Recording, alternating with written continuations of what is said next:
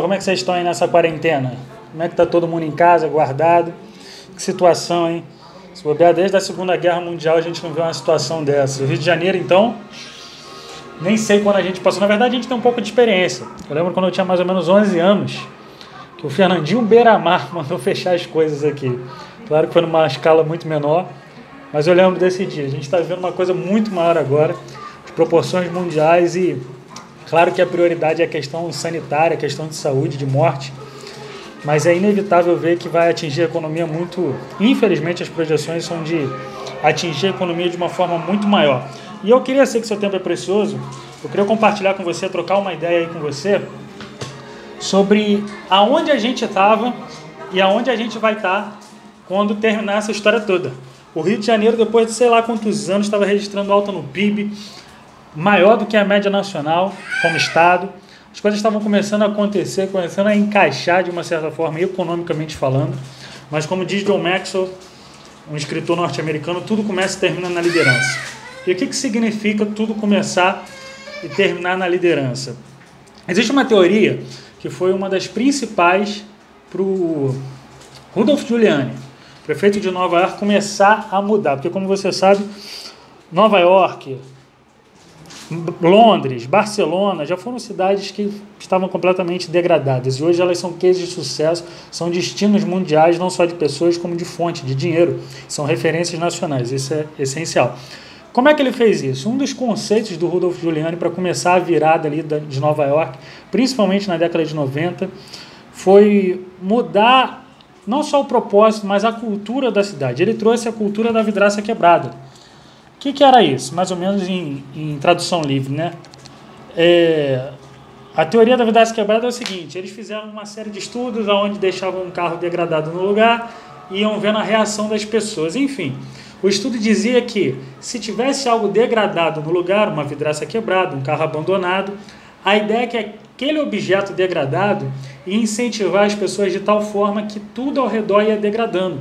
Ou seja, uma vidraça quebrada, em grosso modo falando, uma vidraça quebrada ia incentivar uma sujeira no chão, que ia incentivar uma performance cidadã mais baixa, e tudo isso ia influenciando numa cadeia que ia trazendo a qualidade de vida e as métricas de segurança, seja lá o que for, para baixo na cidade.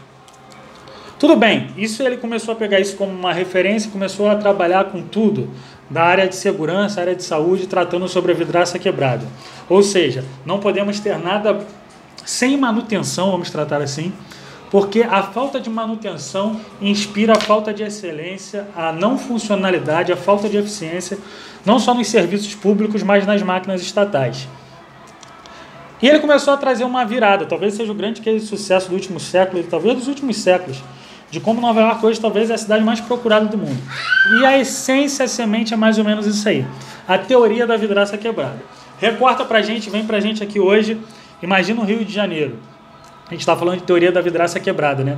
Como coisas que não funcionam, quebradas, fora de funcionamento, influenciam na performance cidadã das pessoas e das entidades públicas.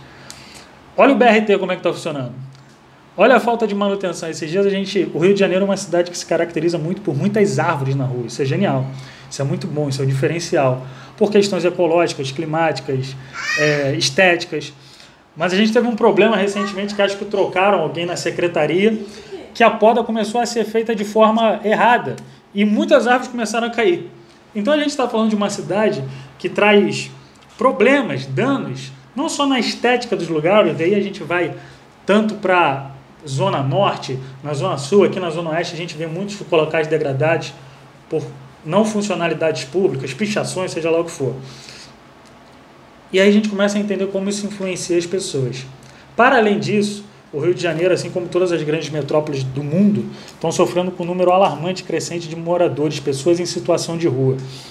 Agora, se uma vidraça quebrada influencia a cidadania de uma pessoa, imagina uma geração que cresce vendo pessoas dormindo na rua sem o mínimo de dignidade. O que eu estou querendo dizer é que o Rio de Janeiro hoje vive um ecossistema de degradação onde nós não conseguimos apontar para um destino favorável. Porque está tudo contra, e agora acontece isso. A gente teve o problema da água, a gente teve o problema das enchentes, e agora acontece isso. O que acontece? O Rio de Janeiro, antes de ser conhecido como uma cidade maravilhosa, era conhecido como a cidade da morte. Isso é até uma curiosidade histórica.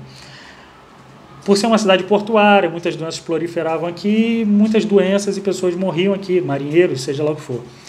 Até que alguém, a liderança, decidiu mudar o nome, mudar o conceito do lugar e da cidade.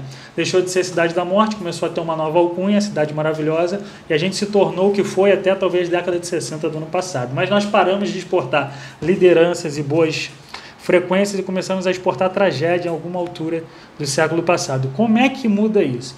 Tudo começa e termina na liderança. A gente vai ter eleições aí, principalmente para a prefeitura. A princípio vamos ter eleições em setembro, na verdade em outubro, e tudo começa e termina na liderança. Nós não podemos esquecer, meu amigo, que talvez nossos líderes não tenham representado com segurança aquilo que nós precisamos hoje. Se a gente vê prefeito, governador e presidência, talvez o que melhor tenha saído com mais segurança e principalmente assertividade em tratamento com o público tenha sido o Witzel. Você gosta ou não dele, mas ele é alguém que tem apresentado firmeza. Tem um filme chamado... Qual é o nome daquele filme do Churchill, Flávia? Que a gente estava vendo esses dias? Eu não sei. Tem um filme do Churchill, bota no Netflix, não sei se é Amazon ou Netflix, mas tem um do Churchill. E aí fala sobre a capacidade de liderança em tempos de dificuldade. Muito bom o filme, independente de você concordar com ele ou não. Mas existe um livro que fala que em tempos de dificuldade, meu amigo, se você quiser, manda essa mensagem que eu te mando esse livro que é genial. Tempos de dificuldade, a liderança, os líderes têm que apresentar 3 coisas. Primeiro, segurança. Uma vez que ele passou a segurança para o povo, para a equipe, para a empresa, a segunda coisa que ele tem que apresentar é compartilhar vulnerabilidade. E em terceiro ponto, deixar bem claro o propósito. Agora a gente pega isso numa escala muito maior e muito mais difícil, uma escala de estado ou de município. Como é que algum desses caras vai passar segurança para a gente? Nós não somos aqueles que sentimos segurança no Crivella, independente dele ter ganho ou vir a ganhar as próximas eleições, não passa muita segurança. E aqui não é só uma questão de oratória, mas é questão de perfil. Vulnerabilidades.